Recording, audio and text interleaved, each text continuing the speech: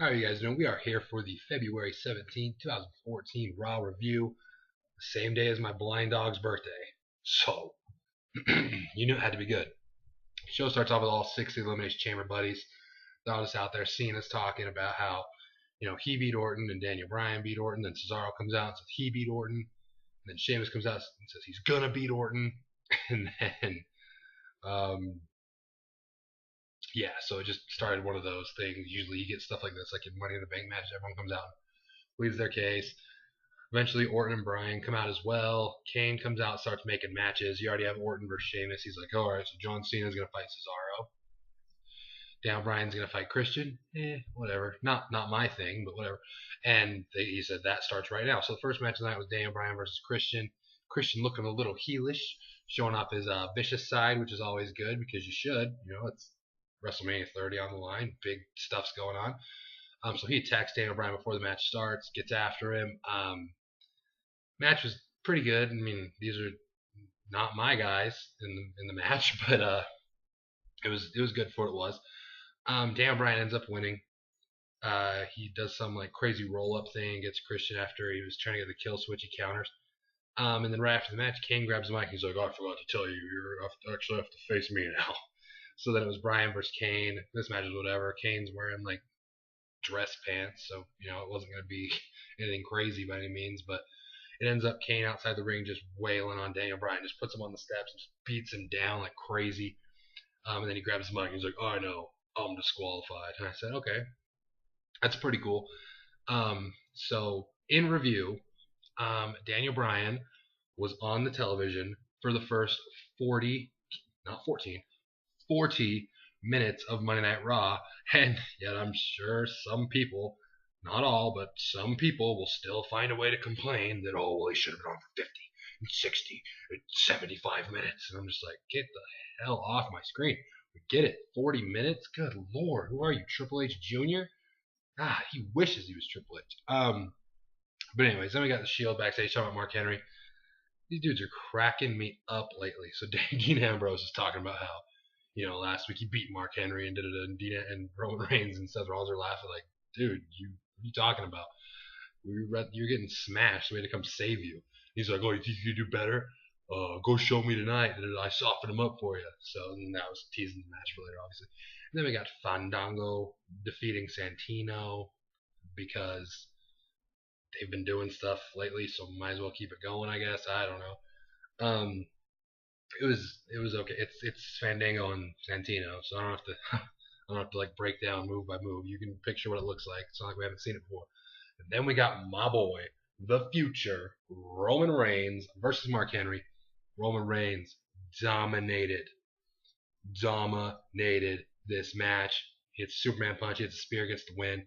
Dean Ambrose starts attacking him after, and he's just like, what are you doing, man? What are you doing?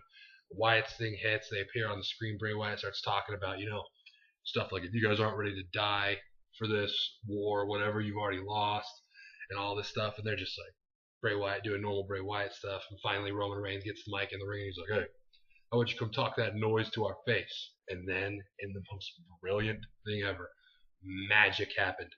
Instead of always like, oh, we'll wait till he goes, you know what? We were thinking the same thing. Click. Music hits. They start walking out. Crowd's going crazy. I'm like, oh shit. This was one of the most magical segments that I have witnessed. I am so excited for this match. This feud has been awesome. You don't get stuff like this all the time. So this was incredible. They come out. They both do the same thing. They're up on the thing. Roman comes in. Bray comes in. Roman steps up. The other two Shield guys come in. Everyone steps up, and then the Wyatt family ends up leaving. But it's not like they're like cowards, like, because most of the time you say, oh, why do the heels always, why do heels always have to do that?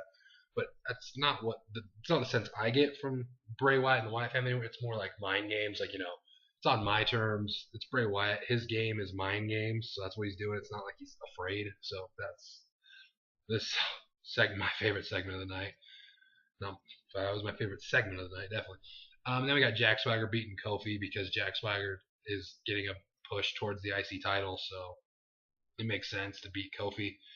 And right after, Big E comes out and they have a stare down, and then Big E faces the two of 3MB, 2MB. It wasn't Heath Slater. Big E gets the win, and then Big E grabs the mic after he won, said something stupid to Jack Swagger. We don't need to repeat it because he's just not. It was just dumb. And then, hold on to your hats. Match of the night, obviously. Cesaro versus John Cena. Cesaro, dude. He is, and I love, say what you will about John Cena, but John Cena is a perfect dude to go against Cesaro. He's also, like, Cesaro's so strong, big, physical, so is John Cena. They match up well together. And oh man, there were some mean uppercuts in this match. You know, whether it was throwing him up or just hitting him off of the turnbuckle out. He did. Cesaro did a sick suplex where Cena's on the apron and Cesaro's up on the ropes and still gets him up. It was nuts. I got a little worried that they were gonna have Cesaro tap out. Like, I knew Cesaro wasn't gonna win. Cesaro can beat Randy Orton, that's one thing, but no, he's not beating John Cena on a Raw. So it was a pretty cool setup for the AA though. The way he won, he like jump rolled, caught him, did some crazy thing, stood up, hit him with an AA. So John Cena wins. Great match though. Really enjoyed it. Knew Cena was gonna win, so it's not that big of a deal. They're still making Cesaro look good. He went toe to toe with John Cena for a long time, and you actually had a little bit of belief, like, okay, he might win this, even though I don't see it happening. Then we got Randy Orton and Triple H backstage. Orton basically sucking up again, like, oh, I appreciate what you guys have done for me. You know, I can't believe I was worried about Batista. You know, I've been carrying him since Evolution, and Batista's standing behind Orton, and he turns around. And Batista, with great lines, says, "You're not the face of WWE. You're the ass of WWE." And I said, yeah. Randy Orton walks off. Del Rio, because it's like, you're an animal. I didn't think you were, but I know you're an animal now. Which just shoves him, and I'm like, what is going on? So that was our Batista segment of the night. Attaboy. Then we got Renee Young interviewing Titus ONeil. Titus grabs the mic and starts yelling like Brock Lesnar type girl screams. I was like, whoa, settle. And from the way he was talking, it sounded like, I don't know, I didn't check WWE.com or anything to confirm it, but from what he was talking about, it sounds like Titus ONeil is going to face Darren Young on Sunday at Elimination Chamber. So, you know, it's a cool thing to throw on there. May as well. It'll be all right. Nothing too crazy. Then you got Los Matadores and Sin Cara versus the Wyatt family, who is facing the Shield at a pay-per-view. So figure out who won. Yes, you're right. It was the Wyatt family. You know, all their matches are good. They just do their thing, dominate. It's good stuff. Not a real threat here in this one, but that happens sometimes. Then we got Billy Gunn versus Jey Uso. Should have been Jimmy because Jimmy is clearly the better Uso, but that's okay. Jey still gets the win. The Usos are about to get those titles. Everybody does love Samoa, but everyone knows I love Samoa, and because I love Samoa, I love the Usos, and the Usos mostly I love Jimmy Uso because Jimmy Uso gets that ass. So yeah, looking forward to that match at the pay-per-view. Hopefully the Usos get some gold titles, you know what I'm saying? And then they can go into WrestleMania with those belts and just look like the champs and just be the champs they are. And then you got Sheamus backstage talking about WrestleMania and how Christian was showing his aggressive side. Everyone's getting aggressive. It's crazy. It's for WrestleMania. And then he comes out for his match against Randy Orton. And kind of like you can imagine what did I say? Fandango Santino match looks like. We've seen Orton Sheamus enough to where you kind of know what it looks like. You know, they both kind of have the same sort of thing they do, and you know, like I said, we've seen them actually against each other enough to where you know what it looks like. It was all right. I'm just looking forward to getting to the chamber so we don't have to keep going through this gauntlet. Just give us everybody fighting everybody. And we did get everyone fighting everybody. Why? Because randomly the Shield interferes and attacks Sheamus, so the match ends. Then all of a sudden all the chamber dudes start running out. Then the Wyatt family starts running out. Everyone's beating up on everybody. The Wyatts and the Shield have a little mini stare down.